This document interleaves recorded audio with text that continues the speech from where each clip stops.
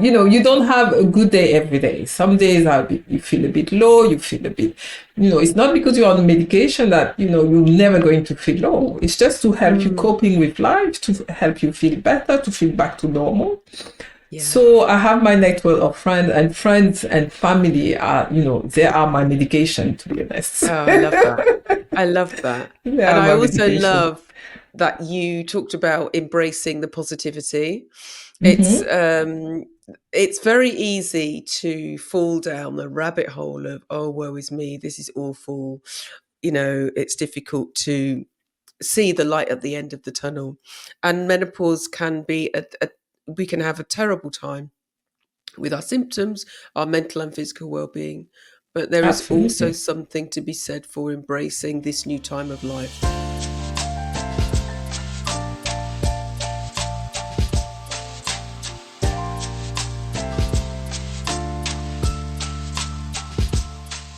Hello. How are you?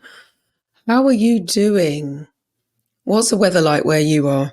It's been very sunny over the last few days, and I am fully appreciating. It really feels like spring has sprung. My name is Karen Arthur, and I am the host of this podcast, Menopause Whilst Black. Welcome to season 6, episode 6. And we have a brand new guest for you today. So this guest shares quite intimate details around her own journey along fertility and also through menopause. So I just want you to be aware that we will be talking about loss. It's a beautiful episode, and I know that you're going to find some parts that resonate for you, and I will speak to you on the other side. All right, bye. I have a new guest for you today, and this is so exciting. So let me read her bio and then we'll get into the questioning. Right. Oh, and I just want to apologise. I've got a little bit of a cold.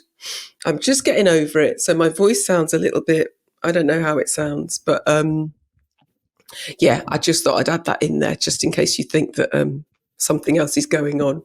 So, Dr Jocelyne Tedajo is a distinguished GP, menopause specialist and medical educator.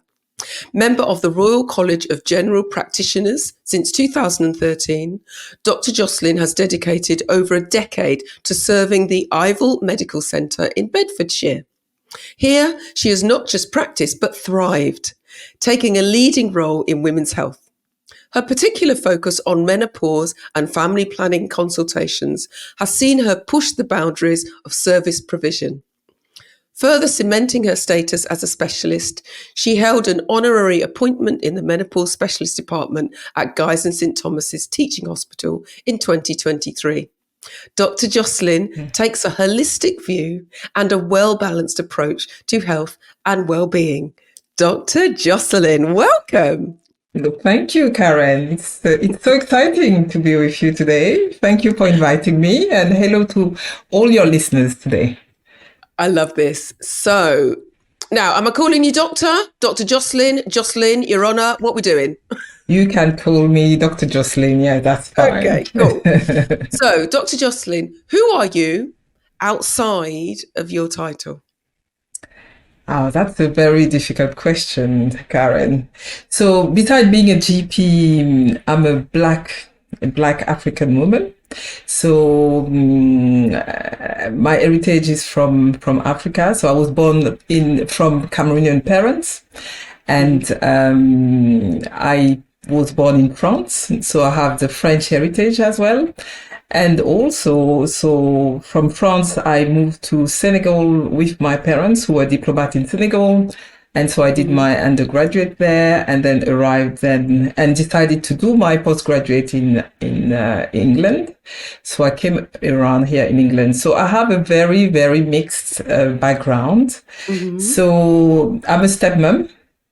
So beside me being a GP, I'm a stepmom. I have three kids with my husband, and I'm a runner, and I'm passionate about medicine. I'm really fascinated about human being, how they work, how they behave, And my last passion is now about menopause. Fantastic. Thank you. Thank you for sharing that. And I was going to ask you about your accent, so I'm glad that you cleared that up. So you were born in France and your parents are Cameroonian. So where are you based now and how old are you? So I'm based in Bedfordshire. So I mainly work in Bedfordshire. I also work privately in central London. And now I'm 49, getting soon to 50. Okay. So do you have big plans for your 50th birthday, or are you in denial? Yeah, I'm thinking about it. I'm not too sure yet, but I think it will be traveling. I love traveling. Yeah. I love discovering new places. And so I think that's in the pipeline. Oh, I love that. I love that. So who taught you, Dr. Jocelyne, about menopause? Bearing in mind that you're a doctor and it's now your specialism. Has it always been your specialism, by the way? So menopause hasn't been my specialism. To be honest with you, I had a bit of teaching of menopause, and you would see lots of doctors and GP would tell you the menopause part of our course is very short. So you are taught what is menopause and what the symptoms are, and you have maybe a half, 1 hour or 2 hours about menopause, and you are just explained what type of medication you should be taking. So what happened is I met a patient, and that's what happens sometimes in general practice. You meet a patient who challenges you. Yeah. And then you go and do your research. So I met that patient who came and sat down and said, I'm menopausal. So I did recognize all the symptoms and that's fine. I'm going to start you on medication. And I started her I offered medication. I discussed with her, offered medication. And she asked me, is that body identical? And I said, well, this is what we have. Yeah. And she said, is it bioidentical? And I said, well, this is what we have. That's the option you have. And that's what you should choose from. And after that, so I went into a reflective mode, because that's what we do in general practice. When you haven't understood something or something really caught your attention, you go into this reflective mode. And I went home and did my research. What is body identical? What is bioidentical? What did she mean by that? Because I felt that at that point I was restricted. I wasn't able to give more information. Yeah. I was only able to give what I knew, what I had been taught. So I went and did my research. And the more I was researching, the more I was finding out lots of new things. So that was the first experience, and that was the first call. The second call was when I had some fertility trouble. Say that again. Repeat that. So the second call was when I went into difficulty getting pregnant. Fertility. Yeah, sorry. I didn't hear the word. Yeah. Sorry, fertility issues. So I met my husband late, I wanted to have the right partner. I'm so, disciplined and perfectionist in some way. I really wanted to have the right partner and the right dad for my children. And so I met him late, and we have a great relationship. And at that point, I was around 35 or 36. I started wanting to have a child and trying to conceive. So I gave it like 3-4 years, and it didn't happen. So what happened? I went, like everybody does, I went to the GP and explained my problem. But at that point, I had reached the age where you are not able to be referred to the fertility clinic under the NHS. What age is that when you can't be referred anymore? So at the time, 35 was the limit. Okay. And I was way above 30. I was already 39. So it wasn't possible in the locality I was. So I went privately, and I was induced into menopause. So I went privately, they explained the procedure, and I was induced into menopause. So basically what they do, they put your ovaries to rest on pause, menopause. So they put your ovaries to rest. and then with hormones, and then suddenly they will just stimulate your ovaries, and so that you will produce lots of eggs that they will retrieve and then fertilize and then put them back into your womb so that you can have a child. I didn't know that. I didn't know that was a process. I didn't know that was the process. I see. Okay, so there are different protocol, but that's the protocol that was chosen for me at that point. It was a hospital in London, and so that was the first time I noticed some menopausal symptoms. So I have some questions. I always have questions for people who are listening and have heard you talk about MHT, medical hormone therapy, or HRT, hormone replacement therapy. What is the difference between bio-identical hormones and body-identical hormones, and which is the one that the NHS offers, or which is better? Okay, so the NHS is now offering body-identical hormone. Body-identical hormone basically mimic your own cycle, they mimic your own hormone. And so the molecular anatomy of the hormone is exactly the same as your own hormone. Now, bioidentical is a bit different. It's tailor-made, if you want. It's like, I'm going to see, for example, if you need that amount of estrogen and you can't get on with such amount, the hormone will be compounded and made for you. So it's tailored for you. Yeah. You see the difference? Yeah. So, for example, everybody cannot, get on with progesterone in a certain way. So this is progesterone, cannot get on with progesterone oral. They need vaginal capsules. If there are no vaginal capsules, the pharmacist, some pharmacies are accredited, will compound it and make it for you. So that's what is bioidentical hormone. And basically it's pure, but the BMS, the British Menopause Society, doesn't recognize bioidentical hormone. Right. And that's because the dosage which is in those bioidentical hormone has not been researched thoroughly like the normal made medication, if you want.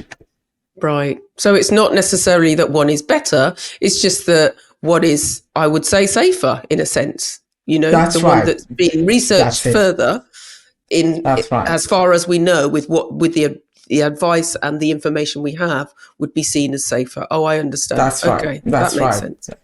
That's right. I want to thank you for sharing your fertility journey, because I know that can, I mean, you kind of skimmed over it where you said, oh yeah, so that was 3 or 4 years, but that's 3 or 4 years of utter heartache, I must imagine. And that must have been very difficult for you and your partner. So I appreciate you saying that. Thank you. So you went into menopause. They took your ovaries, they stimulated them and put them back inside you. And then did it work? It didn't work. I'm presuming it didn't work. That's right, Karen. So basically they stopped my ovaries working for a few weeks, and then they stimulated the ovaries to produce eggs. And so what happened next? The eggs that you produce is extracted from your ovaries. The eggs are extracted. The egg is then fertilized in vitro. So in a lab, they will fertilize the eggs and then put it back in your cell. But at the time, so when they extracted the eggs, my eggs, I didn't have enough eggs. They couldn't collect enough eggs. There were some eggs, but at the time of collection, the eggs were too weak.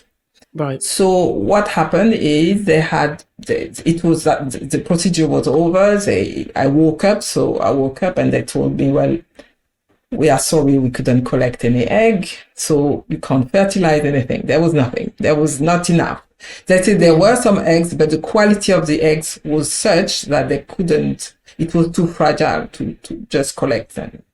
So that was my first experience. And then I had a second experience so I was again induced into menopause, and I did that in a foreign country. Mm. And at that point, the first time when I had menopausal symptoms, it wasn't a problem. I was so excited about getting pregnant. I was doing everything I could. So I didn't really realize that, I was sweaty. The second time, it was really worse.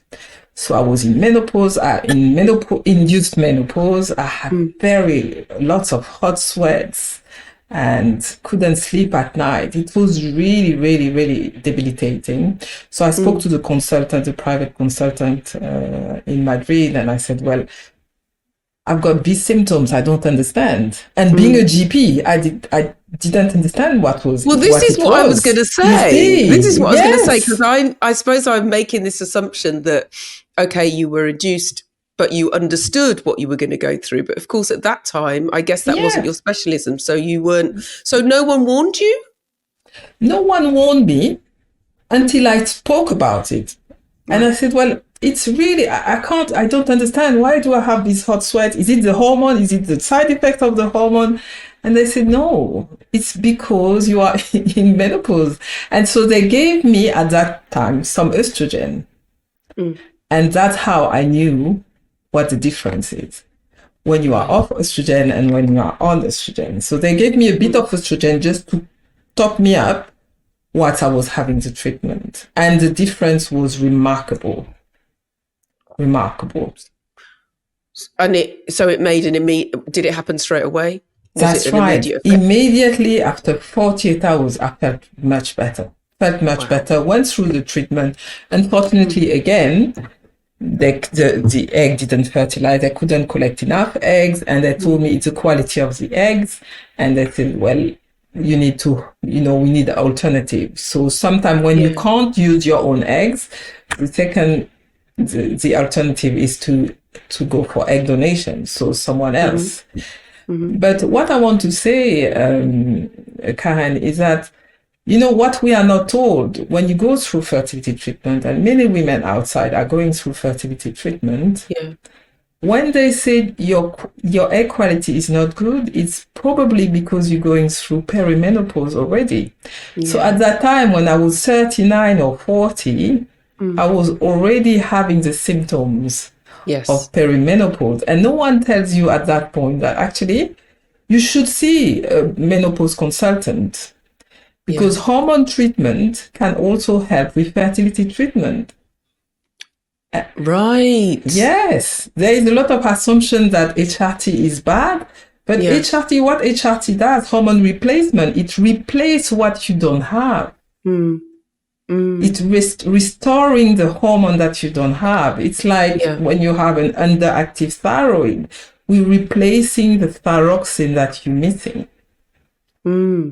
So that's very important. Women who are going through fertility treatment usually are a certain age, and they don't realize at that age you are already in perimenopause, and that's probably why you're having some fertility difficulties. Well, that's good to know. That's good to know. I did not know that at all. Thank you for sharing that, and thank you for telling us about your particular journey. And as I said, trying for a baby is not an easy journey. And it must be very, very difficult to reconcile that, because you now reached a stage where, yes, you have 3 stepchildren and you love those children, but at the end of the day, what you went through to get to this point, it can send you on an inside journey, can't it? That's right. You're right, Karen, and that's such a good point. So I had, it was difficult to accept that actually you may never have children, and you need to reset your objective in life. You need to think, right, I'm not here just to make babies, but culturally, and that's where my cultural background is coming. As an African woman, for me, it was just, and being in a very close family. We are 5, so I have four siblings. We are very close. We have a very close family. My parents are, they've been together from their young age, from the, so Oh, my, that's my beautiful. father met, my mother at age 18, and then they got Oh, married and they had children. So for me, that was not the natural progress of any family. And that's what I was aiming for. But then when yeah, you get to that point where it's not going to happen, you need to go into an inside journey and say, what's the purpose of my life? yeah, And I yeah, think in menopause, I found my purpose, actually. I really find yeah. my purpose. And I think that, you know, helping women, supporting women going through this journey is really important.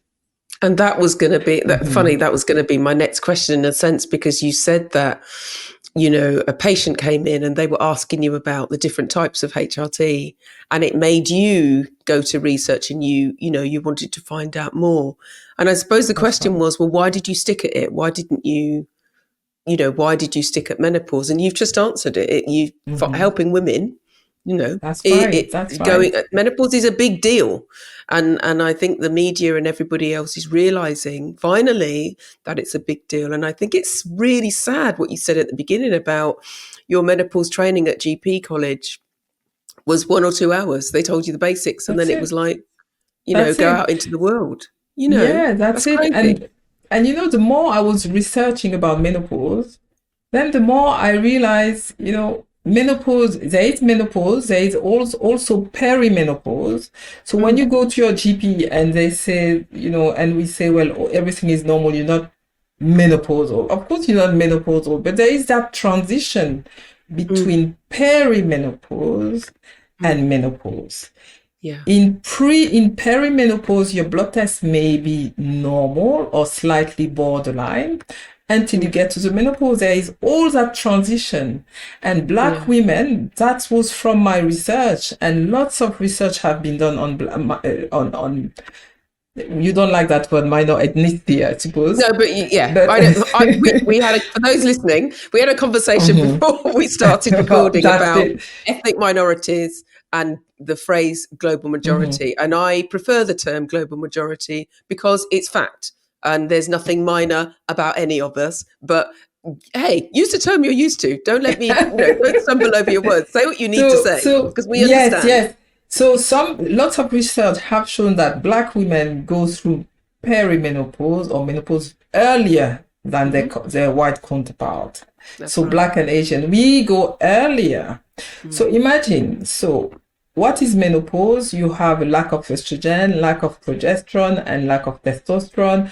So imagine all the consequences of this lack of hormone. If you had a yeah, lack of thyroxine, you would take thyroxine if you had an underactive thyroid. But imagine a lack of estrogen means that you can't think properly. yeah, You are confused. yeah, You are in you start experiencing vaginal dryness. mm, Vaginal dryness means that you have painful sexual intercourse. Painful mm, sexual intercourse means that your sex drive is low. A low yeah, sex drive means that your relationship is going to break. That's cause for breakdown. yeah, Menopause means so you lacking estrogen, you lacking progesterone. So, but what happened next? You can't sleep properly. You can't yeah, sleep properly. You become depressed. You become depressed. You go to see your GP. They put you on antidepressants. yeah. And then lack of sleep means that your brain is not functioning well in the morning. And for entrepreneur, for women who are high, and I'm so happy to see successful women and indeed Mm, successful Black women as well. It's mm, beautiful to see them. mm. But can you see the disadvantage of not sleeping?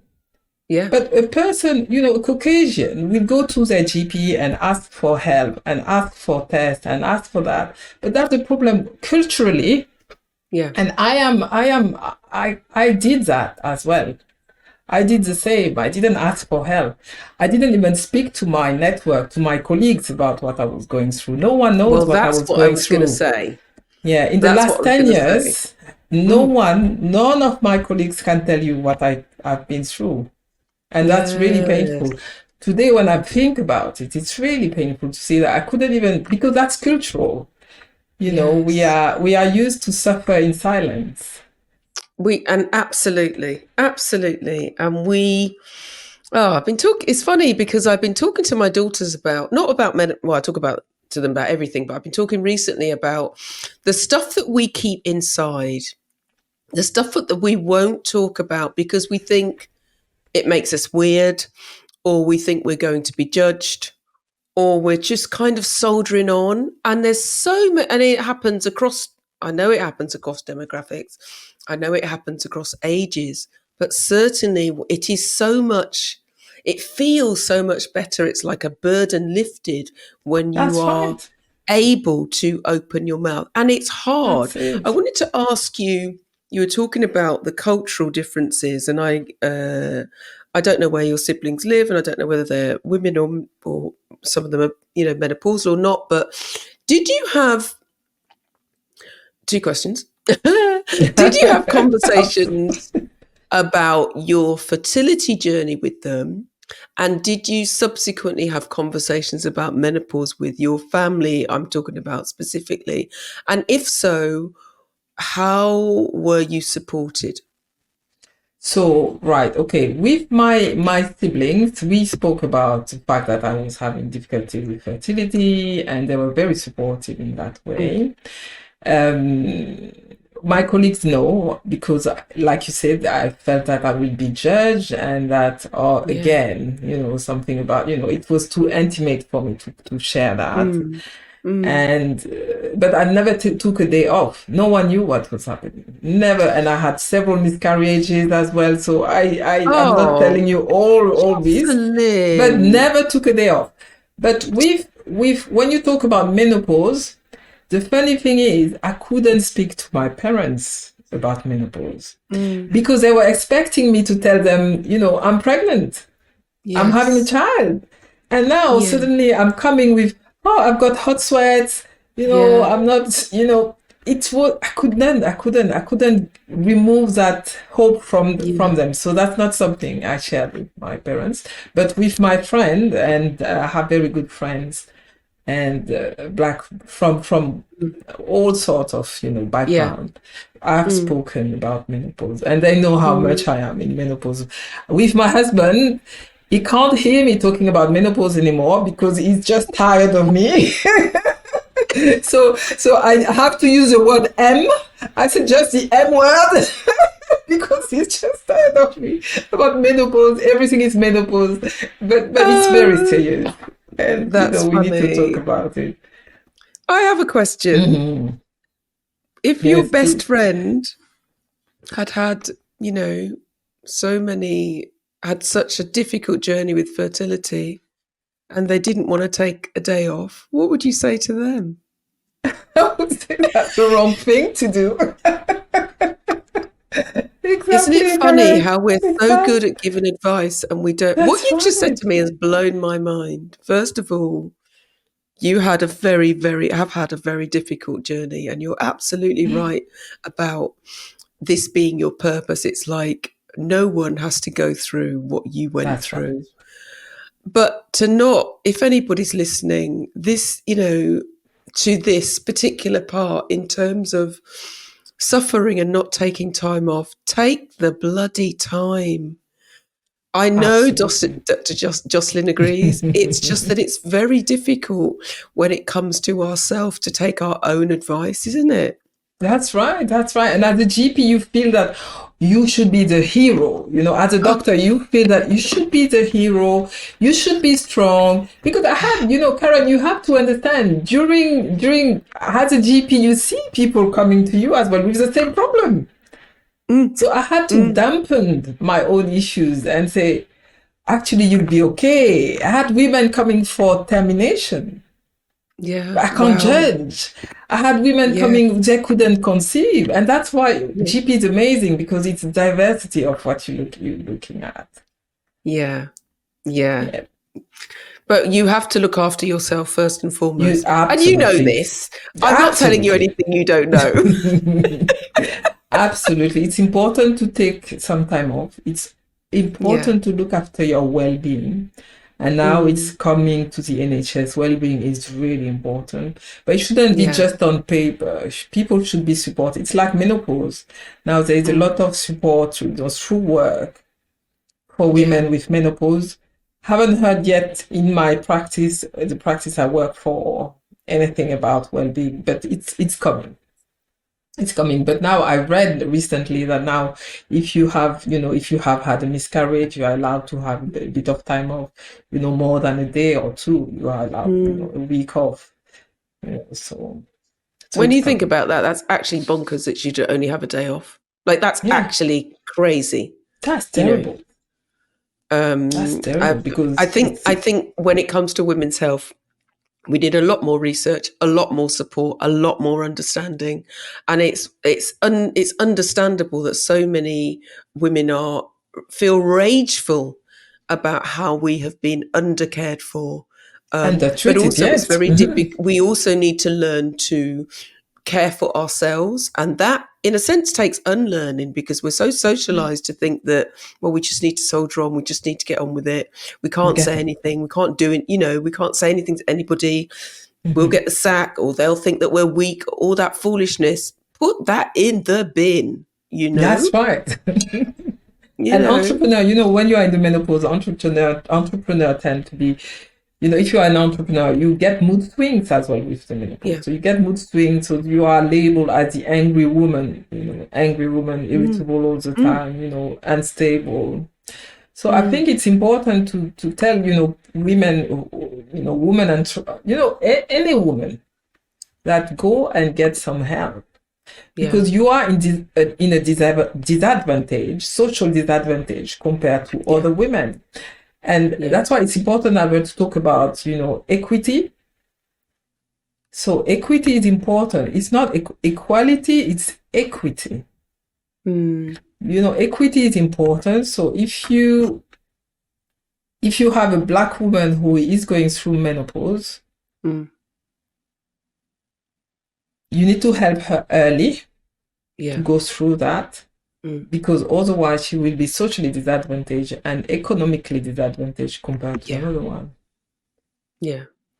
You know, I so Someone I spoke mhm. to, who did I speak to? That's pretty bad, isn't it? I can't remember this person's name, but we were talking about the phrase culturally competent care, Mhm. and about making sure that doctors were aware.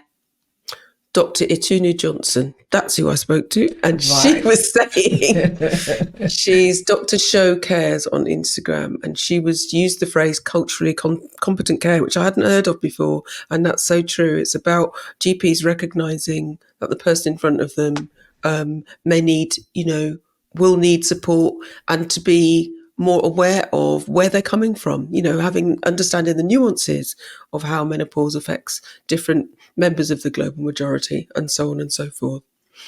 So Absolutely. you take medication, you take HRT still, yes, Yeah.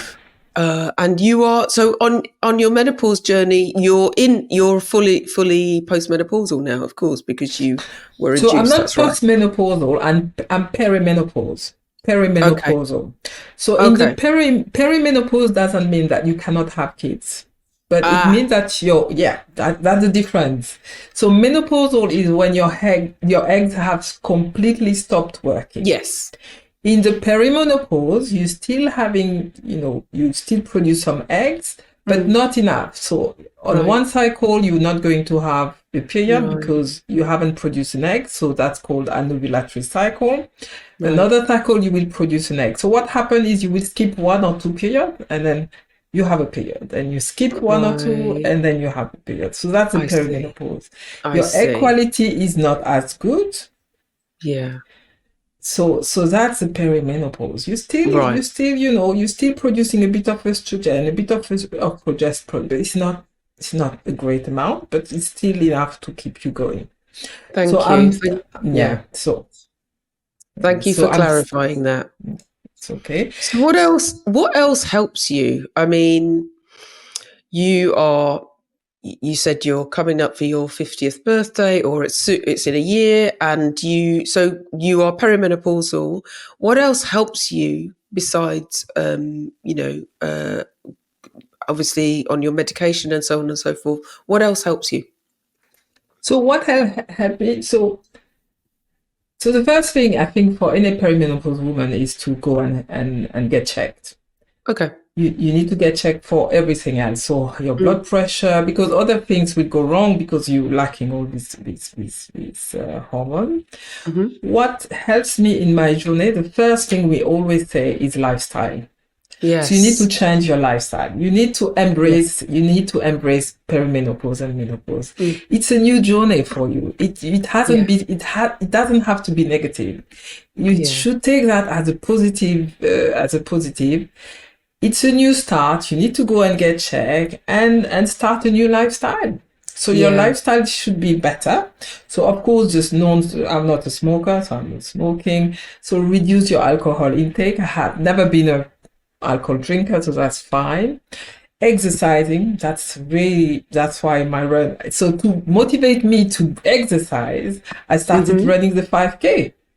Yay. So the couch to 5K, that was the first thing that really motivated me because I had a program, it was structured, and I was Yeah. going, okay, I can do a bit of running, walking, I love that. And then suddenly I was able to do 5K. So I love that NHS app.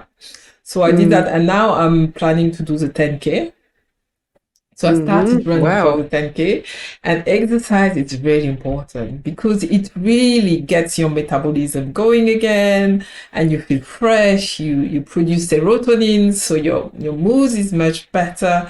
So that's what I'm doing. Medication is not everything. Yes. You Good. also I'm need glad to you said take, that. that's it. And you don't, it's not one size fit all. Not everybody needs medication. Yeah. But what Yeah. I'm saying is HRT has its role because it's a Yeah. lack of hormone. It has its role in fertility as well, because you will see fertility consultants use hormone HRT as well. But lifestyle is really important. And Yes. having a great network, seeing people who are positive, who really, I have, I love successful black women. So I have a network of when it's, you don't have a good day every day. Some days you feel a bit low, you feel a bit, it's not because you're on medication that, you're never going to feel low. It's just to help you coping with life, to help you feel better, to feel back to normal. Yeah. So I have my network of friends and family are, they are my medication, to be honest. Oh, I love that. I love that. They And are I my also medication. love that you talked about embracing the positivity. Mm-hmm. It's very easy to fall down the rabbit hole of, oh, woe is me, this is awful. It's difficult to see the light at the end of the tunnel.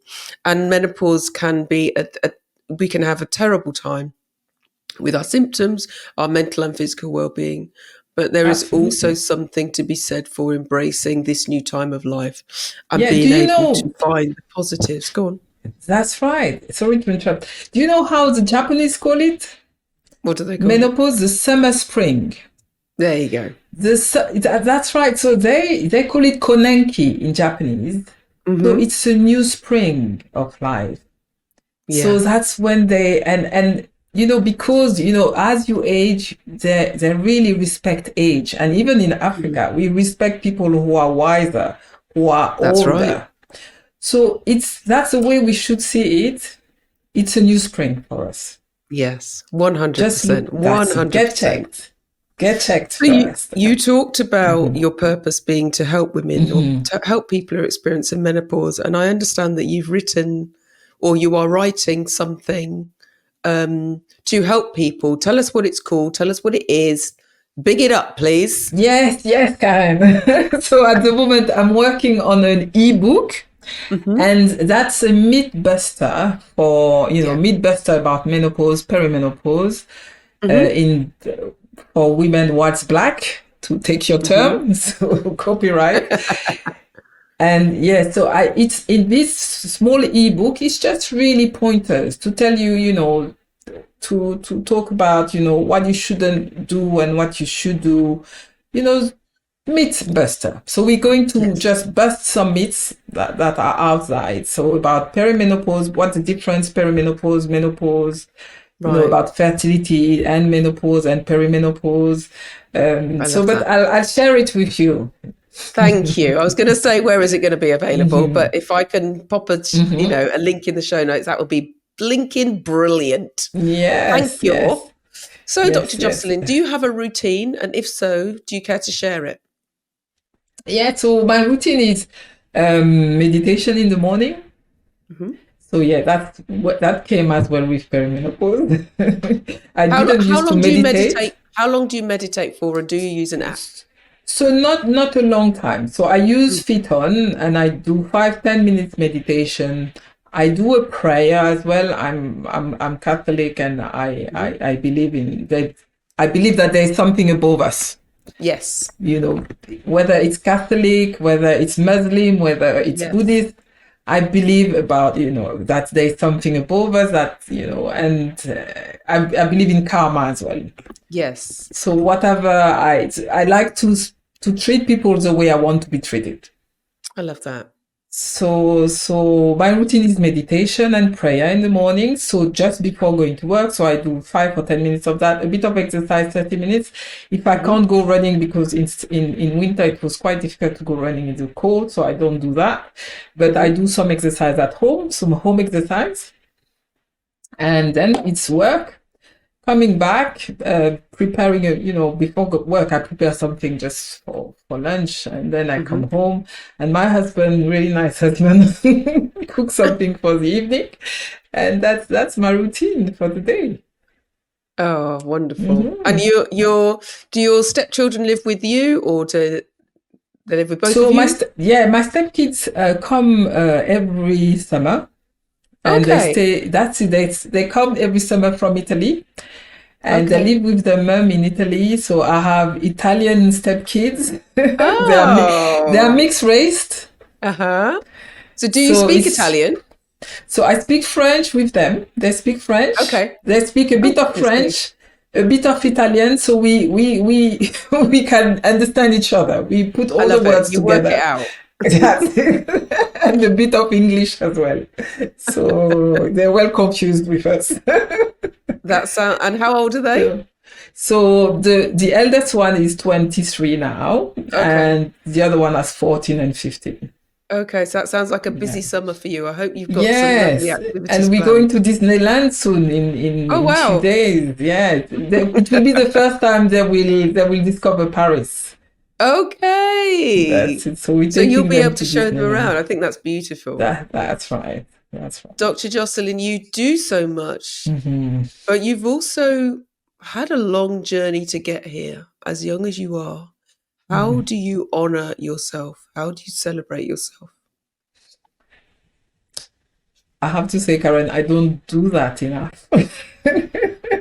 No. Well, this is your wake-up call. This is your nudge. That's right. Yeah. And I saw that you organizing trips around the world and things. The Joy Retreat Barbados 2025. Trust me, it is coming. It is coming. So you are very welcome to come along. I think that this is a difficult question for some, because we just often keep going. I think and I am also someone who finds it very difficult to celebrate myself, as much as I tell my girls to, and as much as I ask my guests. It's hard, but celebrating yourself can just be about taking a moment to honor how far you've come and what you've done. It might be what you've done over the last 10 years. It might be what you did.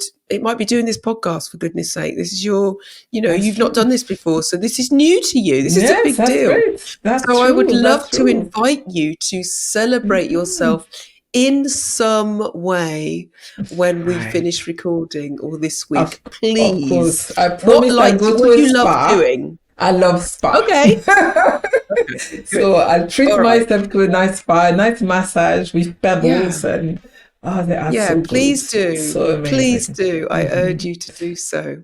Because you are definitely worth celebrating. Thank you, Karen. Which tune instantly makes you want to dance? I'm a bit, I'm French, I'm British, I'm African. And we go for There's a lot going on. Yes. Do you know Manu Dibango? He's a great saxophonist. Oh, fantastic. I do.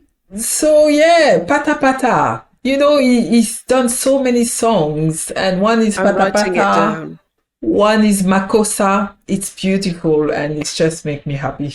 It makes me happy. So I've got Manu Dibango, Yeah, he's from Pata Cameroon. Pata. You see? Yeah, There, you see? yeah. He brought a song out years ago. Was it called? He didn't do War, did he? Makossa. Sorry. Makossa. Did Hmm. he do a song called War? Or have I got him mixed up with somebody else? I'm not sure about that song though. Maybe I'm Oh. completely thinking of something else. But yes, I do remember Makossa. That's Right, right. I will add that to our He's a big menopause WhatsApp. saxophonist from Cameroon, and he died with COVID-19. He died Hey, with I did not COVID. know that. Yes. Yeah, it's so I did not sad. know that. Or I had the information and I'd forgotten about it. Well, big up Yeah. Manu Dibango. I will Dibongo, find one of yeah. the tracks and pop it on our playlist.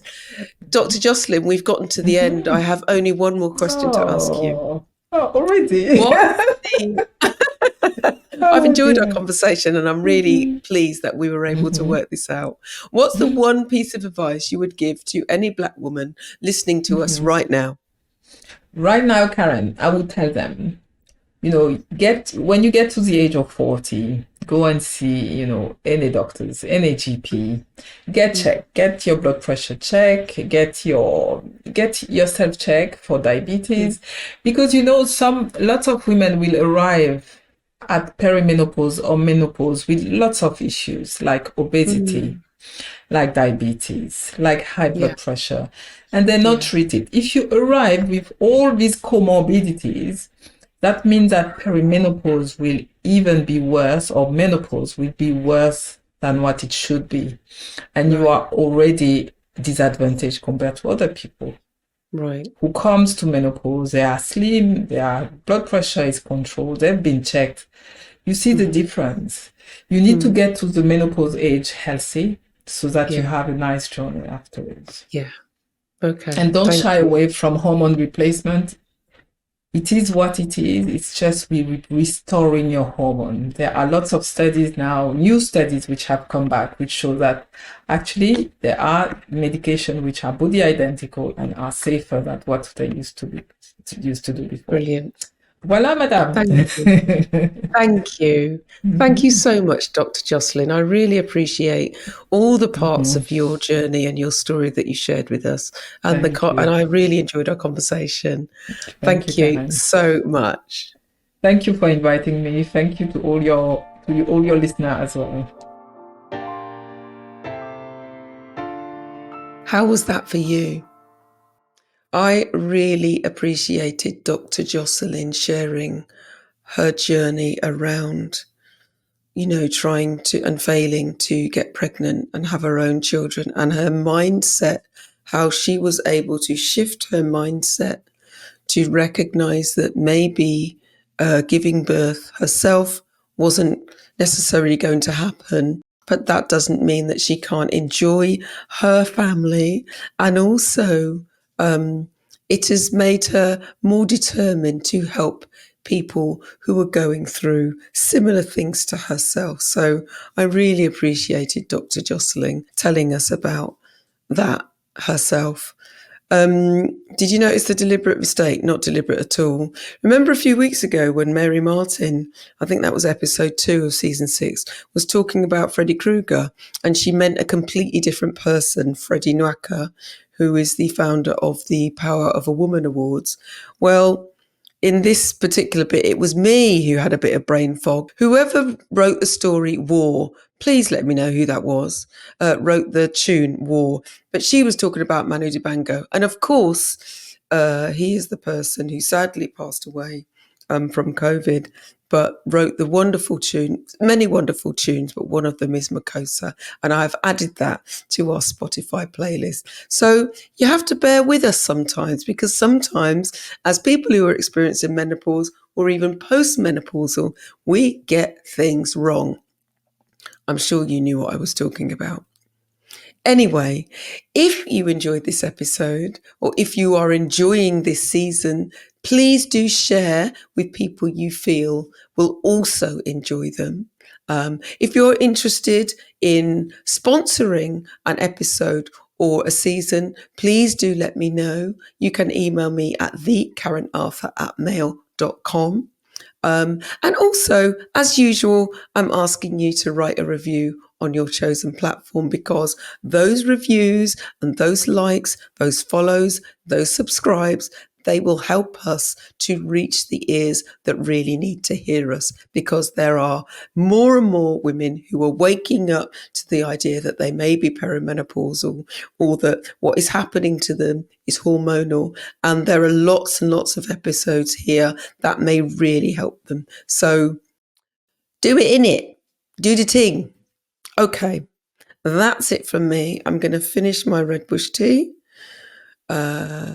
I am going to go to bed because this is a late recording tonight, unusually for me. Make sure that you look after yourself. And when I say make sure, I mean make a conscious effort. Think about how you can intentionally seek joy. What can you look forward to? How can you treat yourself? How can you look after yourself? And don't forget, pop your SPF on and drink your water. Be gentle with yourself, won't you? Okay, take care. Bye.